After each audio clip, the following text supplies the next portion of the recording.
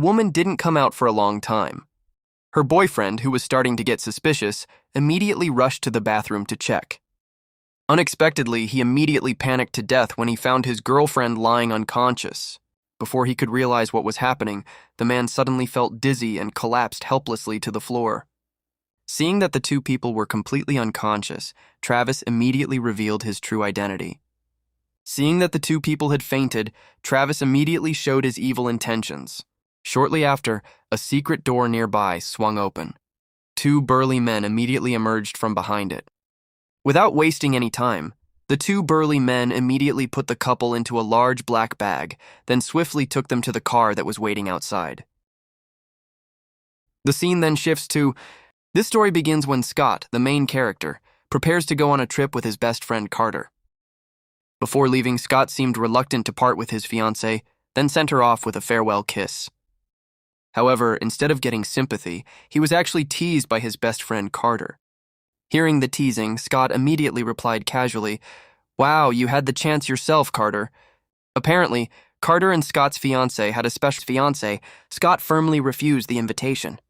Shortly after, Mike also returned to the venue with Nikki, and they immediately joined in the festive atmosphere. But in the midst of that situation, Scott suddenly felt incredibly dizzy, which made him immediately run outside to vomit. However, when he intended to go back inside, the door to the room was locked tightly. In the midst of his panic, Scott was shocked when he realized that the driver who had driven them earlier was still around that place. Seeing Scott alone, the driver immediately got out of the car and walked confidently towards him. Overcome with fear, Scott instinctively tried to escape. Unfortunately, the drug's effects began to kick in, leaving his entire body suddenly weak and powerless. Scene. It didn't take long for the bearded man to tear Mike's face apart mercilessly. Accompanied by deafening cheers from the audience, this cruel and bloody slaughter party finally officially came to an end. Meanwhile, Scott and the others are still going around looking for Mike. Scott tried to call Mike's cell phone, but the line was constantly busy. Haunted by anxiety, they finally managed to track down and get Nikki's home address through special means. Without wasting any time, they immediately rushed to the location. Upon arriving at the location led by Scott and Carter, Nikki had to face cruel torture until she finally died. Not stopping there, Travis even used Mike's cell phone to take pictures of Nikki's helpless body.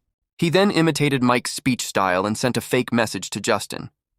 The message contained a lie that Mike was with Nikki, while also luring them to come by following the signs on the map. Upon receiving the message, Scott and the others were completely unsuspecting. Without wasting any time, they immediately set off towards the designated location. As before, their division of duties remains unchanged. Scott, Carter, and Kendra are once again relied upon to infiltrate and search for missing persons. Meanwhile, Justin, whose leg is injured, has to stay outside just in case. However, how shocked they were when they found the bitter reality. Mike and Nikki were once again completely absent from that place. At first, Carter thought their consciousness slowly recovered. How shocked and horrified they were when they found themselves locked tightly in a sturdy iron cage. There was also a muscular man who looked very emotional. It turned out he was the unfortunate man who had been kidnapped by Travis at the beginning of the story. Trying to figure out what dire situation they were facing, Justin then tried to get the man to talk. However, before he could open his mouth, a group of large men suddenly reappeared and immediately dragged him out of the cell by force. Scott, who was also trapped in the cell, couldn't control his anxiety. He turned around and chose to leave the place. Guided directly by the big man throughout the journey, Carter finally managed to reach the top floor of the building. Apart from Travis, who has committed many crimes in this place, there was also a handsome middle-aged man known as Fleming. He is the figure who turns out to act as the de facto ruler in that place. After investigating, it turns out that Carter is a senior customer who is already familiar with this place. From the outside, he is known as a man who is unruly and difficult to control. But behind all that, he secretly does various dirty jobs for Fleming. Initially, Carter thought that by working for Fleming, he would have a big share and influence in that place. However, Fleming simply responded calmly. He stated that Carter's other prey was not a problem, except for Scott, who posed a significant risk. After all, their main targets are always the marginalized people whose existence no one will ever seek or care about. Moreover, Scott has a fiancée who loves him very much, so his presence clearly violates their main criteria. Fleming immediately responded very frankly. Driven by selfish motives, Carter apparently deliberately wanted to take advantage of this opportunity to eliminate Scott. The guess turned out to be spot on, prompting Carter to immediately show a nervous expression. Fortunately, Fleming didn't press the matter any further. After giving a stern warning, Fleming finally left. The scene then changes, showing Justin being forcibly pushed into the middle of a glass-walled room. Not long after, the room was suddenly filled with thick clouds of white smoke. As the smoke slowly cleared, a figure of a woman appeared in a strange-looking costume.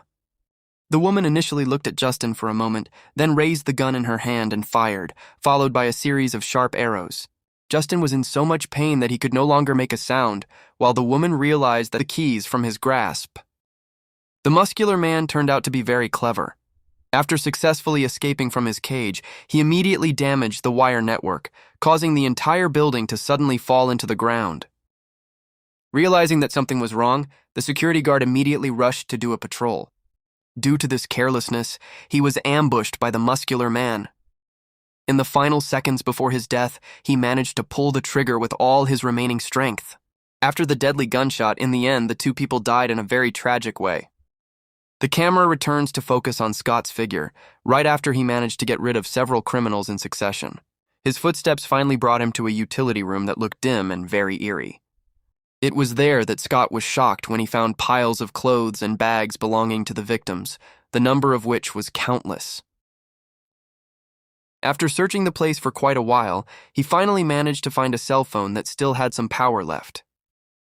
Without the slightest hesitation, Scott immediately moved quickly and hurriedly contacted the police.